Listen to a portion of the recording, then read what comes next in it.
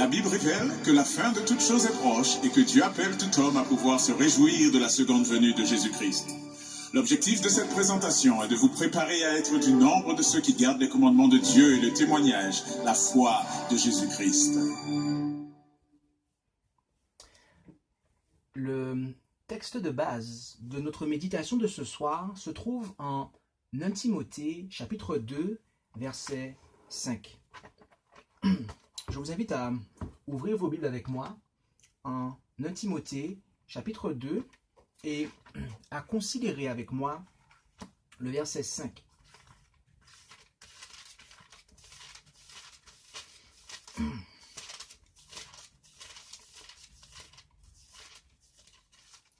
Et là, en 1 Timothée, chapitre 2, au verset 5, nous lisons « Car il y a un seul Dieu et un seul médiateur entre Dieu et les hommes, Jésus-Christ, homme. »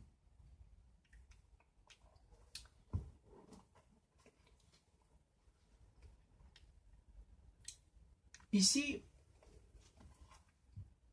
il nous est parlé d'un seul Dieu, mais surtout d'un seul médiateur entre Dieu et les hommes. Et ce dernier, ce médiateur tout du moins, est Jésus-Christ, homme. Le terme médiateur, ici, vient du grec messites, ce qui signifie un agent opérant la réconciliation. D'accord? Un agent opérant la réconciliation. Et l'apôtre Paul nous présente cet agent opérant la réconciliation, ce médiateur, comme étant Jésus-Christ, homme, ou si vous préférez, dans la traduction grecque littérale, l'homme, Christ Jésus. Et c'est lui qui est le médiateur entre Dieu et les hommes. J'aimerais que nous considérions de plus près cet homme, Christ Jésus. Et commençons notre considération en nous rendant en Hébreux chapitre 2, verset 14, ainsi que le verset 16. Hébreux chapitre 2, verset 14, ainsi que le verset 16. Où nous lisons « Puisse donc que les enfants participent de la chair et du sang, il en a aussi de même participé, afin que par la mort il détruisit celui qui avait la puissance de la mort. » Et au verset 16, « Car assurément, il n'a pas secouru les anges, mais il a secouru la postérité d'Abraham. » Ici, il nous est dit qu'il a participé à la chair et au sang, tout comme les hommes y participent. Et que ce n'est pas les anges qu'il a secourus, mais la postérité d'Abraham. Postérité d'Abraham, dans certaines versions, il est question de la semence d'Abraham.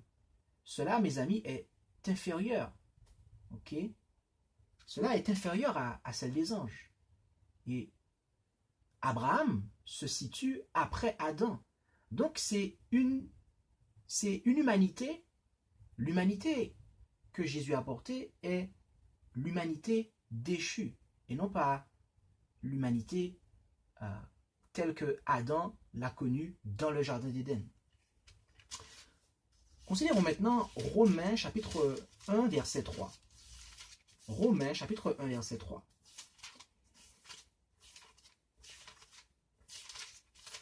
Et là, en Romains chapitre 1 verset 3, et lisons même à partir du verset 1er pour avoir le contexte. Paul, Romains chapitre 1 verset 1 à 3, Paul, serviteur de Jésus-Christ, appelé à être apôtre, mis à part pour annoncer l'évangile de Dieu, qu'il avait promis auparavant par ses prophètes dans les Saintes Écritures, touchant son fils, né de la race de David, selon la chair. ici, on voit que Christ a bel et bien porté la même nature que vous et moi, c'est-à-dire la nature déchue. Et cela, ici, est mis en avant. Là, c'est même pas celle d'Abraham, c'est celle de David, qui vient après Abraham. D'accord? Et remarquez, maintenant ce que nous lisons en Jean, l'évangile selon Jean, chapitre 1 et au verset 14. Jean, chapitre 1 et au verset 14. L'évangile selon Jean, chapitre 1, verset 14. Là, il nous est dit, et la parole a été faite chair et a habité parmi nous pleine de grâce et de vérité. Et nous avons contemplé sa gloire, comme celle du Fils unique venu du Père. C'est véritablement la parole de Dieu qui a été faite chair. Christ, la parole de Dieu, a été faite chair. Et au verset 1er, il nous est dit, au commencement était la parole. La parole était avec Dieu et la parole était Dieu.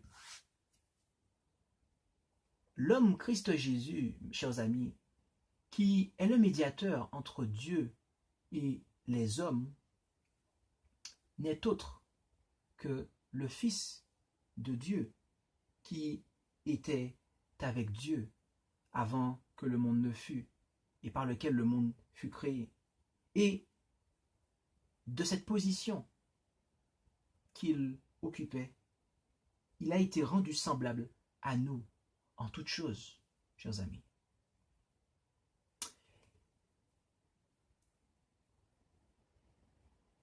Si bien qu'il a été tenté comme nous le sommes en toutes choses. Parce que ce n'est pas la nature des anges qu'il avait revêtu. Ce n'est pas la nature d'Adam avant le péché qu'il a revêtu. Mais il a été fait chair. La même chair qu'Abraham et que David. Et lorsque nous considérons la postérité de Jésus, tout du moins sa généalogie, je veux dire, en Matthieu, eh bien, nous voyons qu'il se situe dans... Nous voyons que, eh bien, ses ancêtres ont été des hommes qui ont commis des péchés, et pas des petits péchés. Et c'est cette nature-là qu'il a revêtue. Et il a porté, et dans laquelle il a triomphé et a vaincu le péché. Et c'est cet homme, Christ Jésus, qui est notre médiateur, notre intercesseur, notre souverain sacrificateur. Et depuis le 22 octobre 1844, cet homme, Christ Jésus, officie dans le lieu très saint du sanctuaire céleste. Ainsi, vous et moi occupons une position similaire à celle des Israélites durant le jour des expiations. Et que se passait-il lorsque le souverain sacrificateur officiait dans le lieu très saint du sanctuaire terrestre le 10e jour du 7e mois? Que se passait-il? Eh bien, il n'y avait pas de sacrifice offert à l'extérieur, dans le parvis, mes amis. Il n'y avait pas de sacrifice offert à l'extérieur. Et le peuple qui se tenait à l'extérieur devait s'humilier, à l'extérieur du tabernacle, devait s'humilier en recherchant le pardon ainsi que la purification de leurs péchés.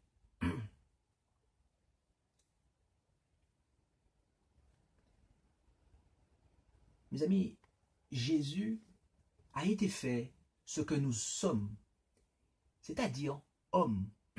Et étant ce que nous sommes, il a été ce que nous ne sommes pas, c'est-à-dire juste. Et c'est dans la justice qu'il se place afin de nous amener dans l'état où nous ne sommes pas sans lui, c'est-à-dire dans la réconciliation avec Dieu. Et aujourd'hui, cet homme, Christ Jésus, intercède pour nous à l'intérieur, c'est-à-dire dans le lieu très saint du sanctuaire céleste, afin que nous qui sommes à l'extérieur, c'est-à-dire sur terre, puissions recevoir le pardon ainsi que la purification de nos péchés, alors que nous nous humilions et que nous humilions nos cœurs. Or, voyez-vous, aucun sacrifice ne doit être offert sur la terre pendant que Christ officie en tant que médiateur dans le lieu très saint du sanctuaire céleste. Tout comme aucun sacrifice ne devait être offert à l'extérieur. Durant les jours de la validité de la prêtrise lévitique,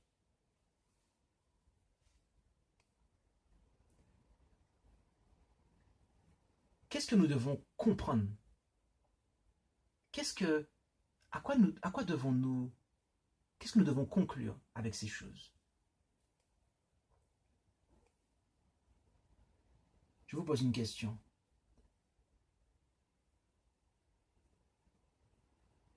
Allons-nous continuer à porter nos regards sur les prêtres qui, à chaque messe, opèrent une contrefaçon de l'œuvre du Christ dans le ciel? Parce que c'est ce qui se passe, en fait. C'est ce qui se passe. C'est ce que font les prêtres. En faisant la messe, ils font le sacrifice. C'est ce qu'ils revendiquent. En offrant de l'encens aussi, ils opèrent là une contrefaçon de ce que Jésus fait dans le ciel. Or, lorsque le souverain sacrificateur était dans le lieu très saint du sanctuaire céleste, mes amis, rien ne devait être fait à l'extérieur. Alors, continuerez-vous à porter vos regards sous les prêtres qui, à chaque messe, opèrent une contrefaçon de l'œuvre du Christ dans le ciel? Ou continuerez-vous à porter vos regards sur les pasteurs dans l'espérance qu'ils puissent un jour vous délivrer du péché et de la confusion qui règne dans votre vie? Ou encore, continuerez-vous à porter vos regards sur vous-même et à compter sur vos propres forces afin de devenir une personne meilleure?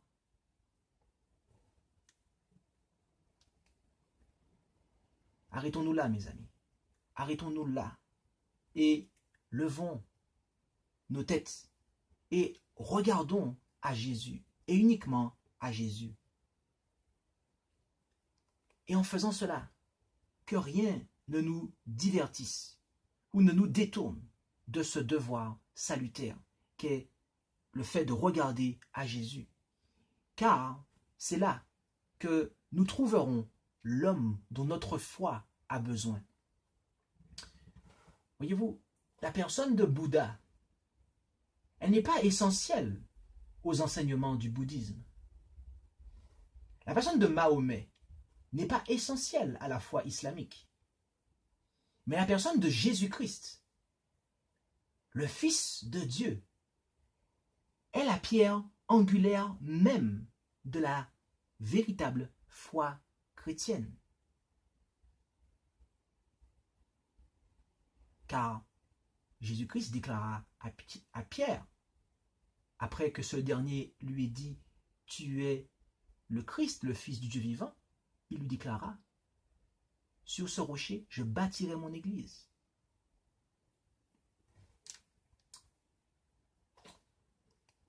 Mes amis, Dieu nous a donné ce qu'il avait de plus précieux, à savoir son Fils unique engendré. Et son Fils est devenu celui dont nous avons besoin. L'homme Christ Jésus. Lorsque nous considérons Jérémie chapitre 17, verset 5, nous lisons là que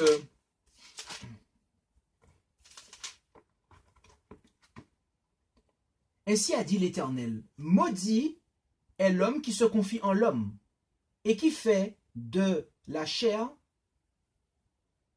son bras et dont le cœur se retire de l'Éternel.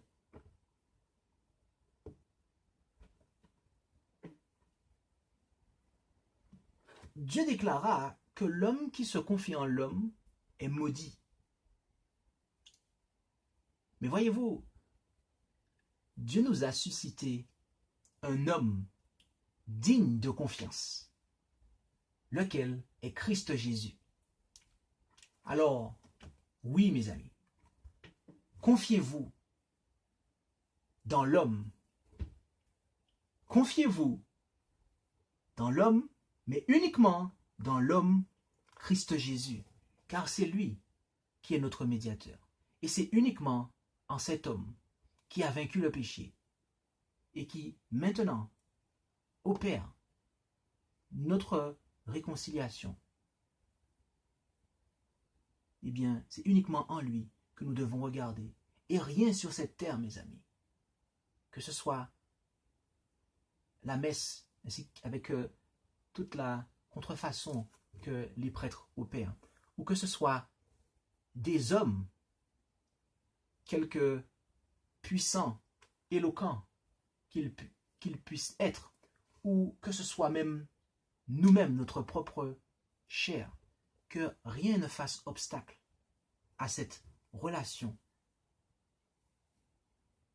que nous devons avoir avec l'homme Christ Jésus. Lui seul est digne de confiance. Maudit est l'homme. Maudit est l'homme qui se confie en l'homme. Mais béni est celui qui se confiera en l'homme Christ Jésus. Amen. Merci d'avoir écouté cette présentation avec intérêt. Pour plus d'informations, consultez notre site internet lereste.org et suivez-nous sur Facebook ainsi que sur YouTube à @lereste. Vous pouvez aussi nous contacter par email à info@lereste.org ou par téléphone au +33 6 12 60 13 69.